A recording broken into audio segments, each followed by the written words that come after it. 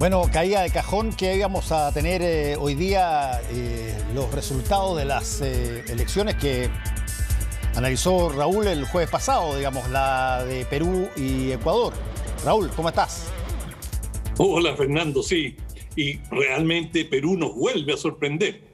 Con razón, la gente tiene cero confianza en las encuestas ya. Lo comentábamos el jueves y el domingo, gran sorpresa, Pedro Castillo es el candidato con la primera preferencia en la primera vuelta. Claro, todavía falta el balotaje, que tendrá lugar el 8 de junio.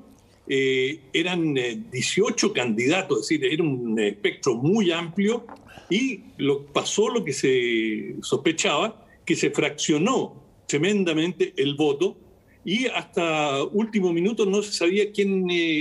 lo que estaba claro que Pedro Castillo iba en primer lugar, pero el segundo lugar estuvo disputado hasta bastante tarde en la noche, hasta que se reveló que doña Keiko Fujimori, la hija del presidente Alberto Fujimori, del expresidente, era la segunda y la que va a ir al balotaje. Ahora, la gran sorpresa es, claro, Pedro Castillo, porque de Keiko Fujimori hemos escuchado muchas veces durante la presidencia de su padre, y también ella ha sido una de las lideresas principales de la oposición, por lo tanto ha estado muy presente. Pero Pedro Castillo es una cantidad desconocida.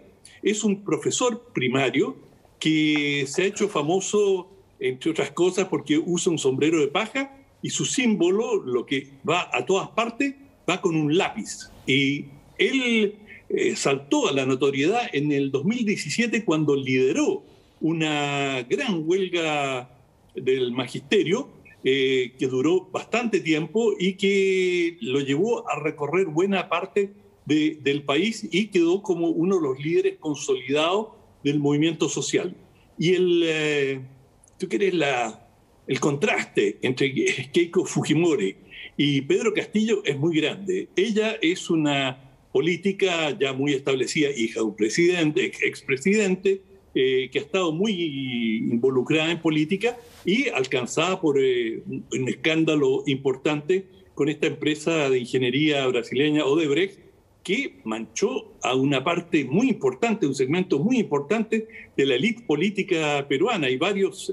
sudamericana, latinoamericana y oriental y te digo más, porque creo que hasta Madagascar llegó Odebrecht con el escándalo. Pero acá en Latinoamérica realmente dañaron a muchos políticos porque repartieron dinero a diestra y siniestra. Bueno, Castillo es un hombre de provincia que ha cultivado además su imagen de un hombre muy...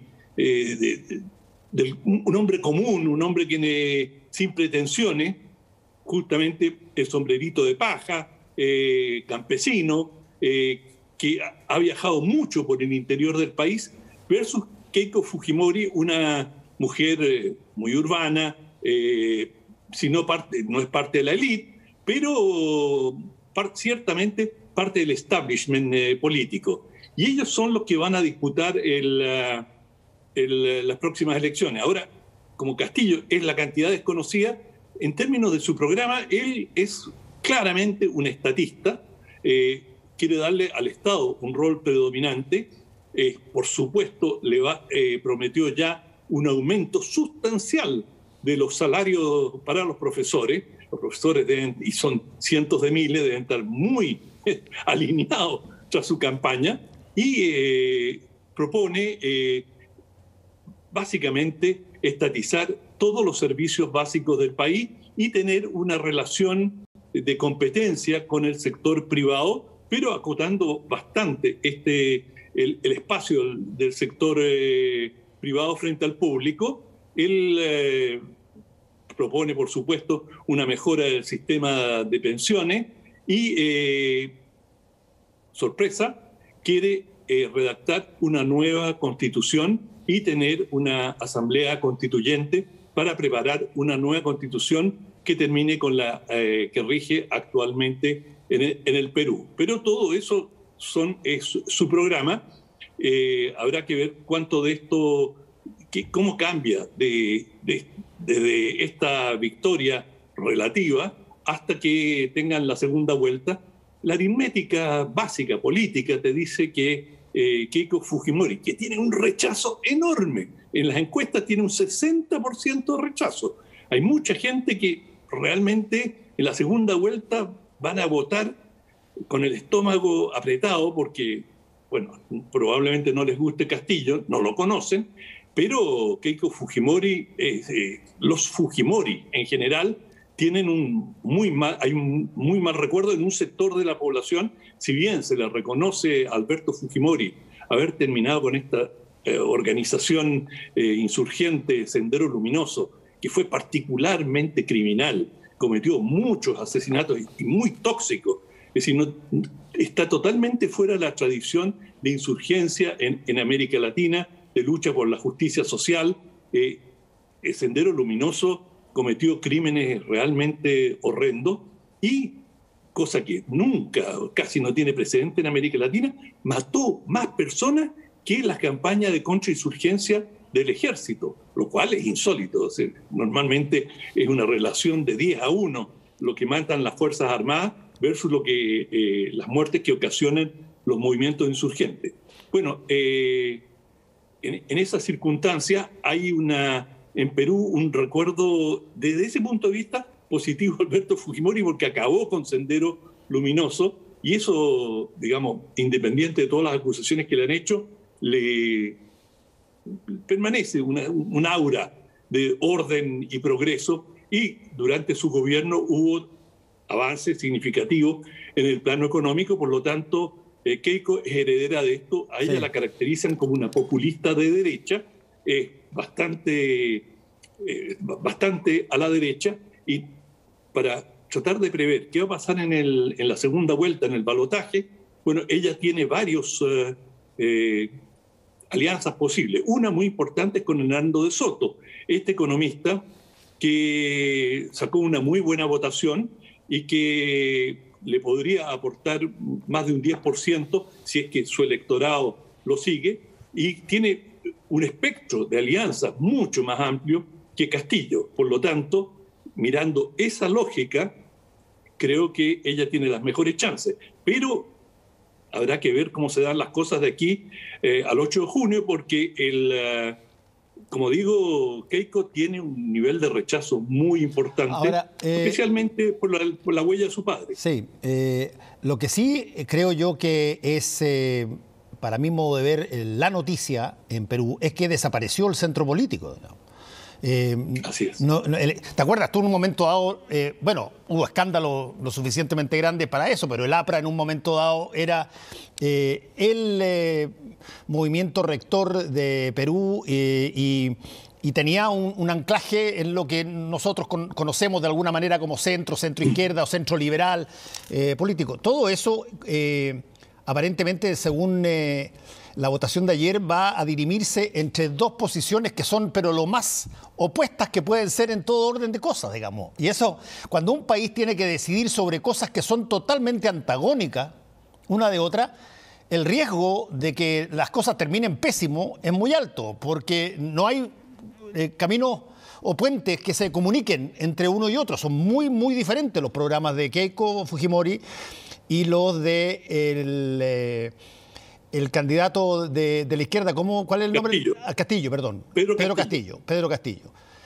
Y por lo tanto, cuando tú estás en esa situación, con dos polos muy, pero muy anclados ideológicamente, y tienes que decidir por uno de los dos, chita, con una te matan y con el otro te mueres.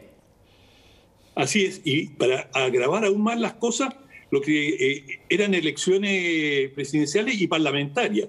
Ya surgió, Perú tiene un sistema unicameral, hay una sola cámara. Una sola cámara. Y bueno, la Cámara ha quedado absolutamente fraccionada porque quedaron 11 partidos, entonces las políticas de alianza o las chances de que vuelvan a ocurrir situaciones como las que hemos visto en el pasado, que son que haya un impeachment, una acusación constitucional contra un presidente. O sea, la cantidad de presidentes que no han terminado su mandato en el Perú en el último tiempo es alto. y por lo tanto esto se puede volver a repetir. Es decir, están todas las condiciones para una tremenda inestabilidad en una condición muy complicada. Perú está sufriendo el embate pleno del COVID-19, hay un gran desempleo, la situación económica es muy caótica, el Producto Interno Bruto ha caído en picada, es decir, tiene viento en contra por donde se le mire. Y en esas condiciones, tener una elección tan polarizada, con un Congreso tan fragmentado, nos augura un futuro difícil en lo político. Sí. Ahora, peguemos una repasadita rápida, porque no estaba pensada, pero hablemos un poquitito de lo que pasó en Ecuador también. Porque, sí, acuérdate que tú eras... dijiste que mucha gente creía que este era un fin de semana donde de alguna manera se recuperaban las centroizquierdas o las izquierdas de América Latina. Bueno, y ya vimos en el caso de Perú, depende del votante, pero el votante peruano tiene una situación bipolar. Aquí está blanco y aquí está negro, llamémoslo así, sin importar de quiénes son. En el caso de Ecuador había también, en el caso de Ecuador había variopinto y aparentemente ganó el candidato que representa más bien la continuidad derecha, digamos. Sí, bueno, de todas maneras, Verónica Mendoza, Verónica con K, que era la candidata a la izquierda, le fue bastante... No estuvo a la altura de las expectativas, aunque sacó una votación razonable, no quedó entre los primeros candidatos, de manera que a la izquierda peruana, a la izquierda tradicional peruana, no le fue bien. Y en cuanto a Ecuador, tampoco le fue bien a la izquierda, que llevaba Andrés Arauz como su candidato, y que, bueno, Guillermo Lasso era, se me va el nombre de él. Guillermo Lasso. Guillermo Lasso era un banquero que iba con un poquito el slogan, la tercera es la vencida, porque ya fue candidato 2 veces a la presidencia y esta vez ganó por un margen no estrecho, pero por 4 puntos y más que suficiente para ganar la presidencia. Y esto, de alguna manera, fue una sorpresa porque en la primera vuelta Arauz había obtenido una buena votación, bastante superior, y muchos pensaron que él iba a recolectar buena parte del voto campesino e indígena, cosa que no ocurrió, y sorprendentemente el nivel de abstención que se presumía iba a ser más alto, no lo fue, y en definitiva Lasso, que es muy conservador, pero extraordinariamente conservador, según algunas versiones es un miembro del Opus Dei, tiene una agenda social muy conservadora, se impuso con relativa comodidad. Sí, ahora, digamos una cosa ahí, Raúl, sobre lo que dijiste antes, para que no se nos vaya la onda. Varias organizaciones y partidos indigenistas ecuatorianos llamaron a no votar en Ecuador. Llamaron específicamente a no votar, porque no consideraban que la competencia de los dos principales los candidatos no eran lo suficientemente satisfactorios para ellos. Y la abstención, que fue bastante alta dentro de todo, en gran medida se está apuntando a que hubo una población indígena muy fuerte que no fue a votar respondiendo a este llamado.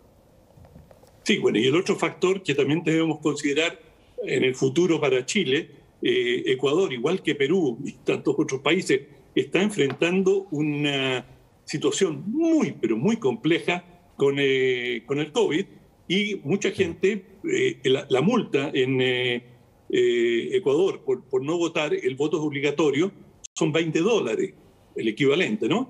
Y por lo tanto mucha gente pudiente, ante que no se sentían mayormente motivados por las opciones que tenían, decidieron no votar. En parte estuvo el llamado de estas organizaciones indígenas y por la propia pandemia. Hay gente que dijo no voy a tomar el riesgo. De manera que, bueno, ya esto está resuelto y Lasso va a tener una política convencional, tradicional, económica. Él usó, una de las grandes ventajas que él tuvo fue la utilización de redes sociales, y él utilizó especialmente TikTok. Y, por ejemplo, hay una foto de él en que está con una zapatilla roja, muy juveniles, por así decirlo, y todo esto, él trabajó mucho en la imagen, es decir, un hombre de 65 años, lo presentaron ya... Jovencito, hombre, jovencito. Un lolo. ¿Qué pasa con las personas de 65 años, por favor? Es jovencito. No, jovencito sí, pero ya con la tercera vez que se presentaba era una marca gastada. Entonces, sus propagandistas, los que hicieron su campaña, era cómo presentar una figura renovada. Y al parecer lo lograron. Lo lograron, sí, lo lograron. Y desde ese punto de vista va a estar interesante, porque tú tienes Venezuela arriba, Ecuador, Colombia, Ecuador, Perú, con un semillero bien disperso de ideología dominante en cada uno de los gobiernos, digamos. Exacto, exactamente. O sea, es con la excepción de Venezuela, todos los demás gobiernos, todos los gobiernos andinos son gobiernos conservadores, y bastante conservadores, incluyendo a Chile, por supuesto. Sí, no, por cierto, y va esta suerte de vuelta que tú mencionaste, que había muchos pronosticando hacia gobiernos de izquierda o de centro izquierda en Ecuador y Perú. Bueno, en Perú vamos a ver qué pasa en la segunda vuelta, y en Ecuador ya no se dio. Bueno, yo creo que en Perú tampoco se va a dar, porque Verónica Mendoza no tuvo una buena votación. Yo creo que Pedro Castillo le dio para ganar en la primera, pero la cantidad de votantes que votaron por candidato de derecha, siempre se dice que una segunda vuelta es completamente diferente a la primera, pero si tuviera que apostar a algo, yo creo que Keiko Fujimori tiene las mejores chances de llegar a la presidencia. Estaremos atentos ahí cuando se produzca esa nueva elección. Muchas gracias, Raúl. Que te vaya bien. Chao, Fernando.